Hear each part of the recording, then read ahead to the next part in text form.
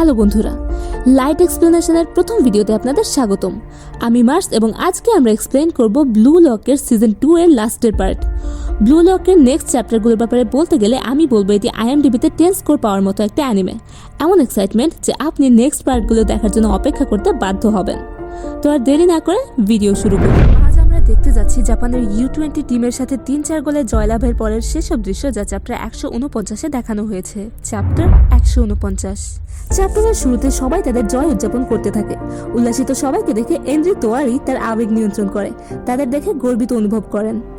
উদযাপন চলাকালীন জিনপাজি ইগো তাদের থামিয়ে দিয়ে বলেন, তোমরা এটাকে এমনভাবে মেনে নিয়েছো যেন এটা কোনো অলৌকিক ঘটনা।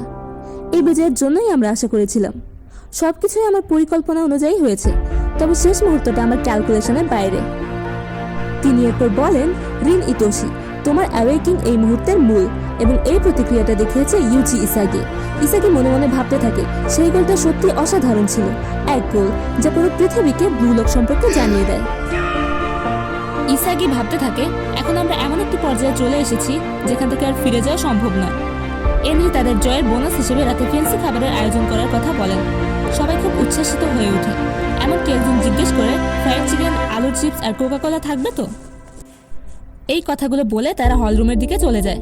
তবে ইসাগি খেয়াল করে রিন এখনো বসে আছে। ইসাগি রিনের কাছে গিয়ে বলে, যা ইগোসান বলল, আমি তোমাকে ছাড়া সেই গোলটা করতে পারতাম না। এটা ঘটেছিল কারণ আমি শুধু জানতাম আমি ইতোশি সাইকে হারাতে পারবো। আজ আমি সেই সুযোগটা পেয়েছি কারণ আমি তোমার কাছ থেকে হেরে গিয়েছিলাম এবং ভাগ্যের কৌশলটা শিখেছিলাম। ধন্যবাদ রিন, এটা আমাদের গোল ছিল।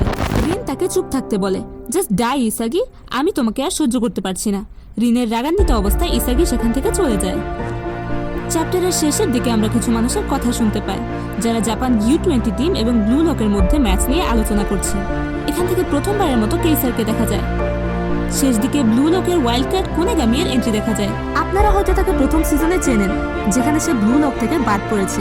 সবাই ভাবছিল সে আর ফিরে আসবে না, কিন্তু তার এমন এন্ট্রি সত্যি ব্লু লক ফ্যানদের উত্তেজিত করেছে।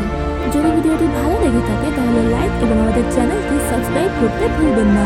আরও নতুন চ্যাপ্টারগুলো দেখতে বেল আইকনটি প্রেস করুন। Thanks for watching.